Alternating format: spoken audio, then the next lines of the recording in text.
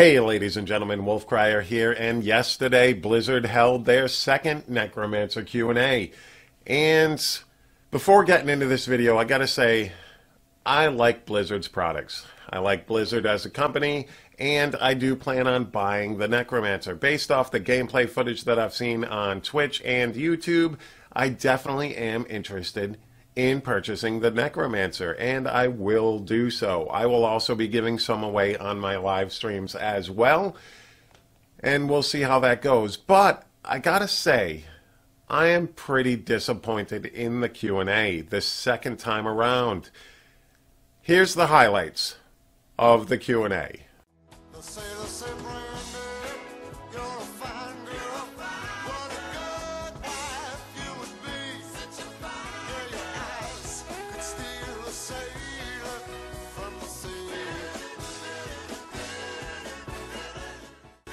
And that about sums it up. So what we learned from the Q&A is that Poison Nova did not fit the fantasy of the Necromancer. The Poison Nova, Poison Dagger type Necromancer did not fit the fantasy of the Necromancer because Poison just doesn't fit with the bone and blood theme and that sort of thing. However, Poison will be one of its damage modifiers, and it will have Pestilence and some Plague type stuff and Poison.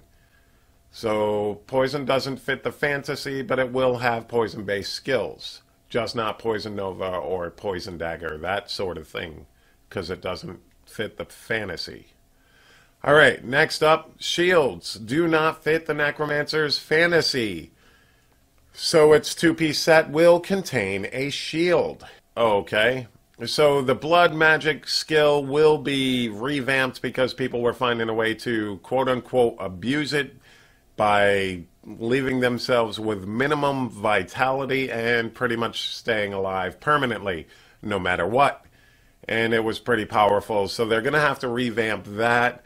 Let's see, there's not going to be an Iron Golem, which kind of makes sense with Diablo 3. It would just add too much to create the itemization for the Iron Golem, especially since Revive took so many resources to create, considering there is 1,100 mobs in the game. Other than that, not much was said, except you will not be able to create multiple set combinations because the Necromancer sets will not allow for it. So you will not be able to do like 2 pieces of one set and the 6-piece set bonus of the other. That's not the way it's meant to be, because they wanted to give you more flexibility with the character, which is why the pet set has absolutely no flexibility, and you are not allowed to combine sets like you can with every single other class. So they wanted to make sure you were nice and flexible with your builds, and you could do multiple things, and you could try out all sorts of things except for combining sets, Poison Nova, switching out skills on your pet set, and that sort of thing. So they wanted to make sure that everything worked well together and give you tons of, changing out skills, that type of stuff. That's why all the sets only have 1 or 2, maybe 3 bonuses that it gives out, so it didn't confine you. Alright, enough of that, because that is pretty much the gist of it. Now we're going to talk about my thoughts on the Q&A overall. Unimpressed. Very unimpressed. This was a live, quote-unquote, live Q&A, except there was no interaction with the audience on Twitch or wherever. There was no even acknowledging that we existed, other than the mod that was in chat on Twitch, which he did answer questions, only questions that they wanted to answer. I have a few problems with the fact that they answered 2 questions, maybe 3, that were in the previous Q&A. So it was very limited amount of questions. It seemed like an hour's worth of just reiterating what was already previously said. On top of that, since it was live, it was kind of, I don't want to put it this way, but I'm going to have to. it was kind of unprofessional because that was the only portion of it that made you realize it was live, is that it didn't flow very well. In my opinion, if you're going to do this and you're not going to even respond or react to the chat at all, or answer any of the chat's questions, that sort of thing, what is the point of doing it live? Wouldn't you be better off, being a multi-million-dollar company, just pre-recording it so it's nice and perfect, and then you get it out there? And even if you wanted to put that on Twitch and Facebook, for a specified amount of time and not put it on YouTube, that would be fine, because the only reason that we even knew it was live is the occasional mess-ups, which they weren't a lot, but it's the only reason we ever knew it was live. There was no acknowledgement that we were there. There was no acknowledgement of the chat's questions. What is the point of doing a live Q&A if you're not going to answer any live questions?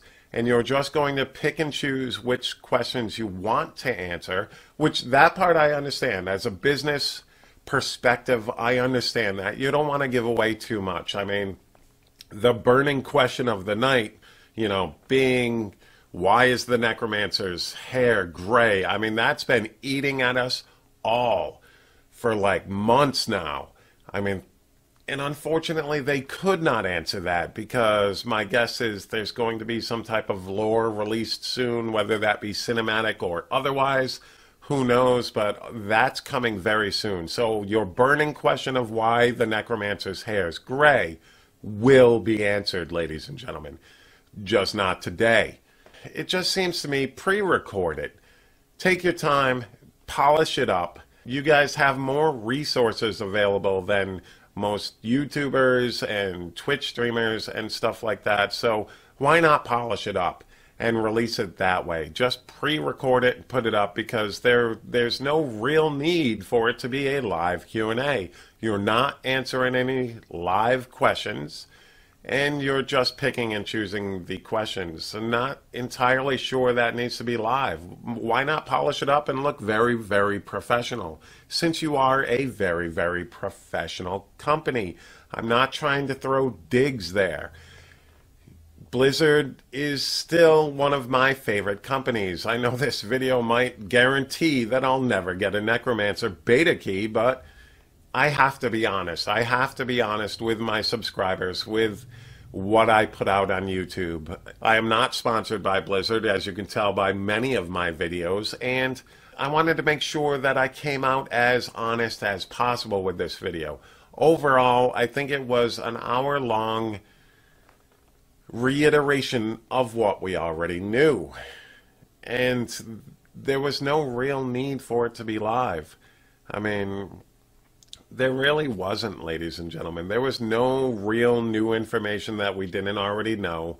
They will get a two-piece set, which will include a shield, even though shields have nothing to do with Necromancer, they said. These are their words. And it just, to me, it fell flat. It fell flat. Alright guys, thank you very much for checking out my video. Hit that like button, hit that subscribe button, and guys, let me know your comments in the comment section below, what you think of the Necromancer Q&A. Guys, like I said, I will still be buying the Necromancer. I'll still be giving some away, and I still enjoy Blizzard's products, but this one fell kind of flat for me. Alright guys, thanks once again, and peace.